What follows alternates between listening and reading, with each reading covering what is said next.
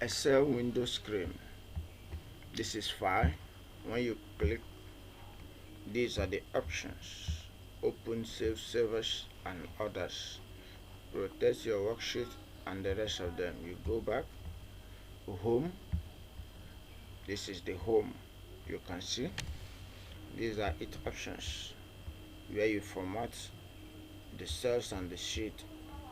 This is insert for your insertion points. You can see equation and others, they are here. Page layout, you can see formulas.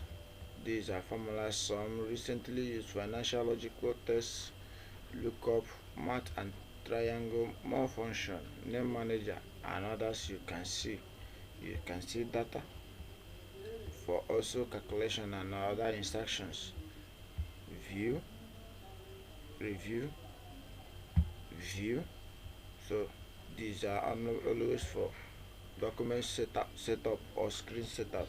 You can see name box or active cell designation. This is formula bar. From here they are formula bar. These are cell reference. Look at it: A, B, C, D, 1, 2, 3. So this is your working area or worksheet.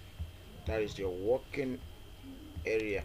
This triangle box here is called active cell, and this small box here is called freehand.